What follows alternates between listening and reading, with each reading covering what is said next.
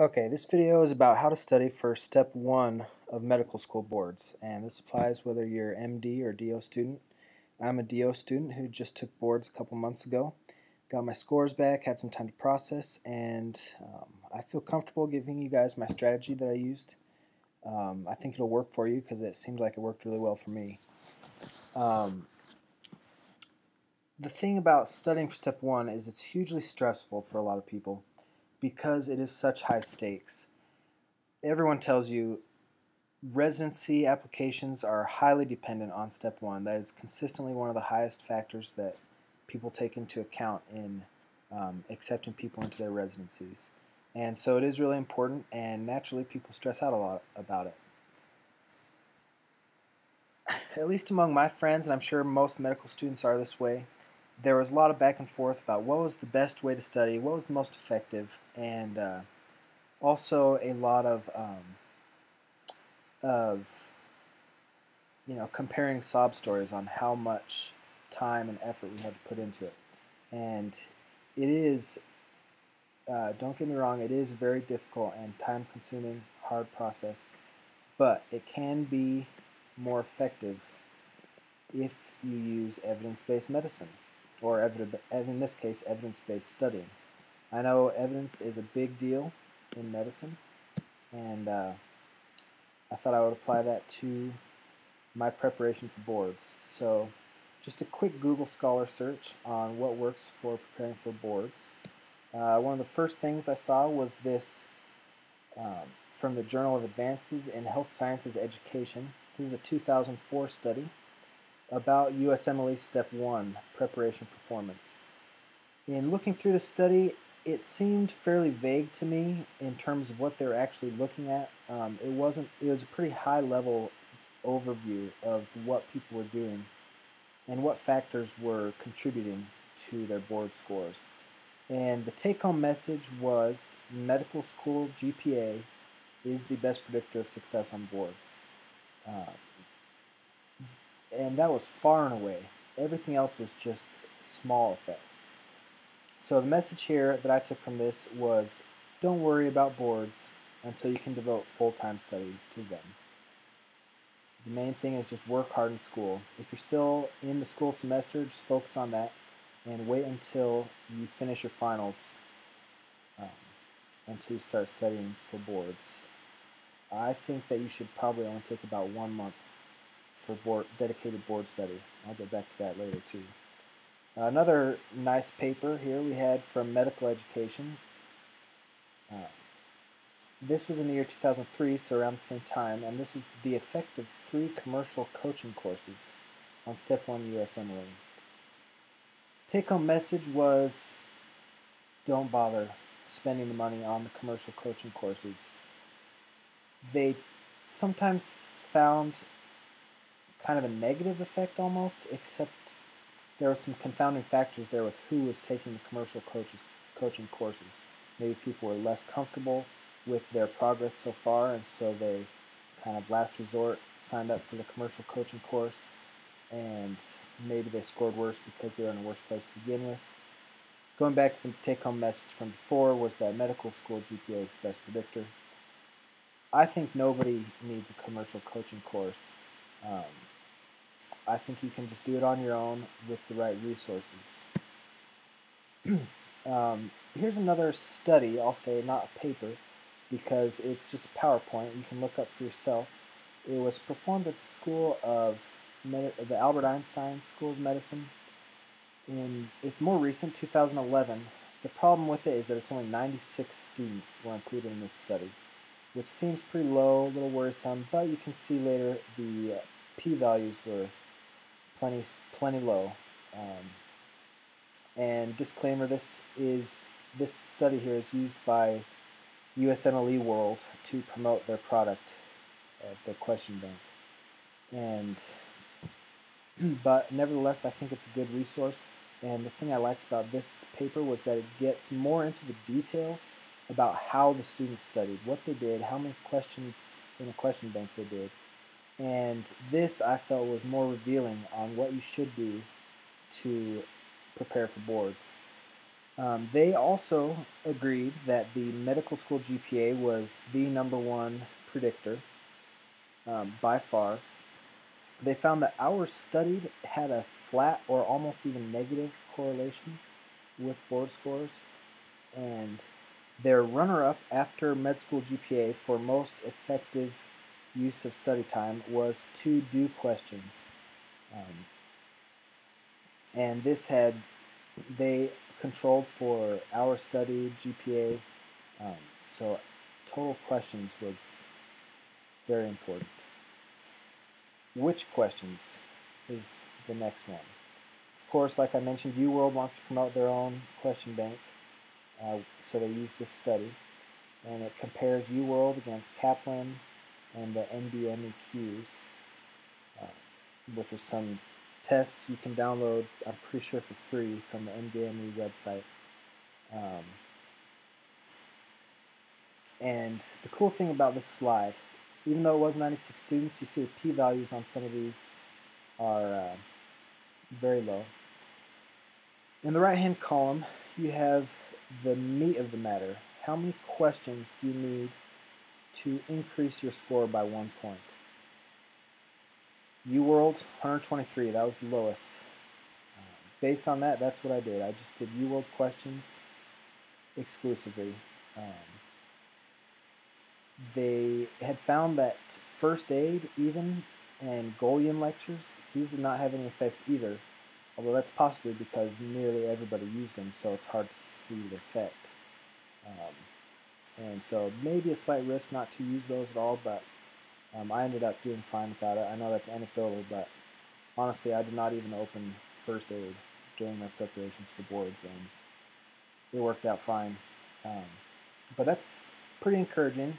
Say you've finished your semester of school, it's too late to increase your GPA, but you do have some time left to improve your score, and you can do that by doing questions. I did try some Kaplan questions versus the UWorld questions, and I found,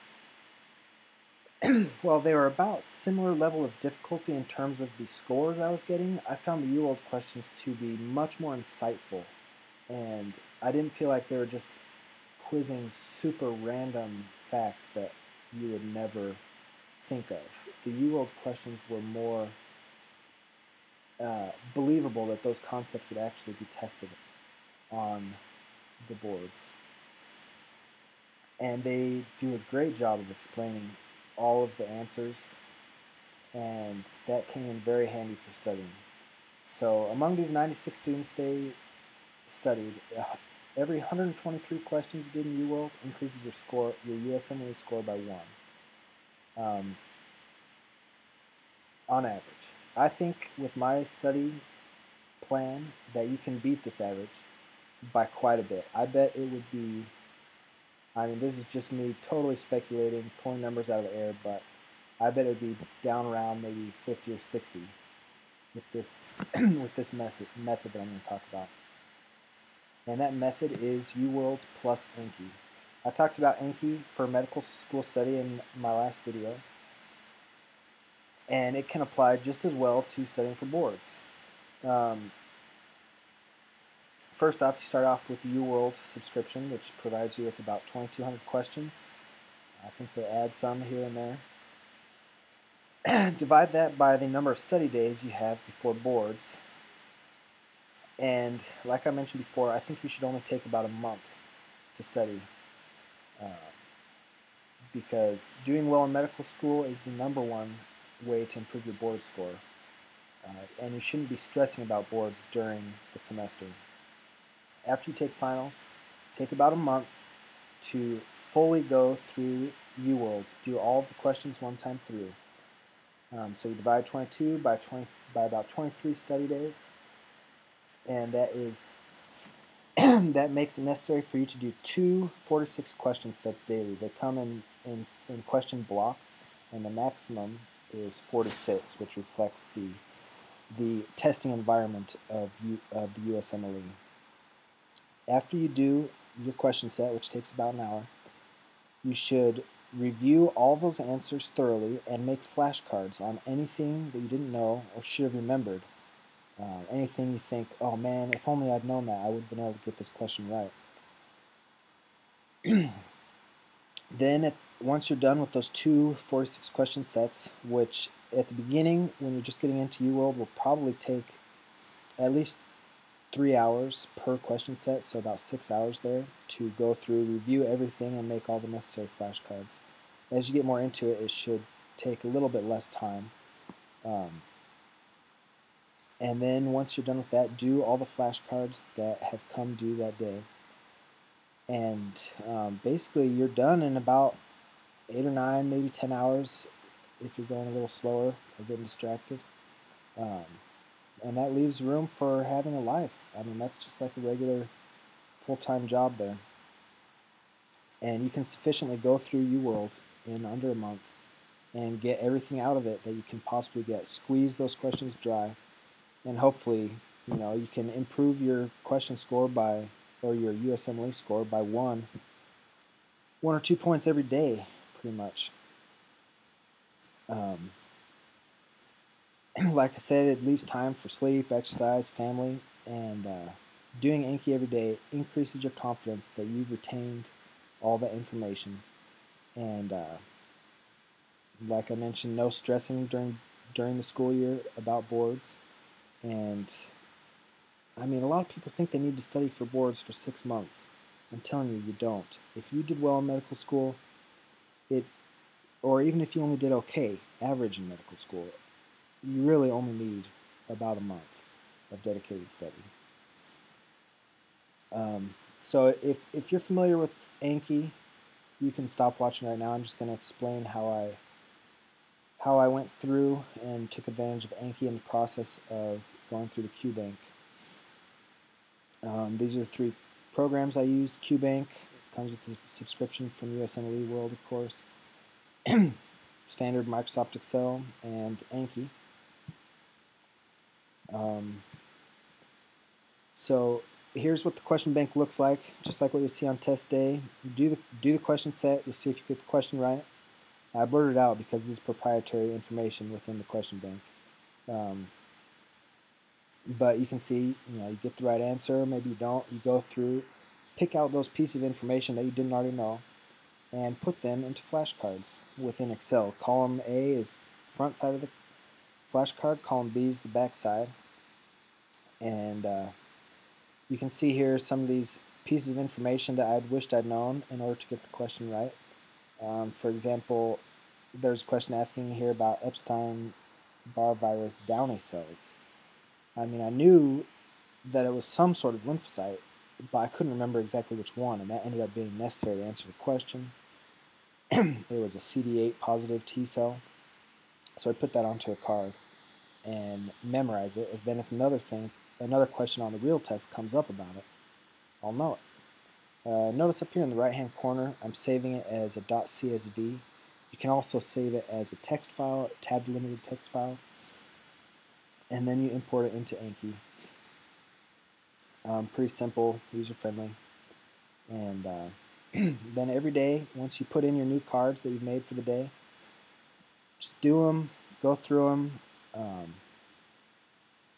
I always say on Anki, don't spend too much time on any one card. If you don't know it right away, just click through, see the answer, and you'll see it again in 1 or 2 minutes or in 10 minutes, and you'll get it later.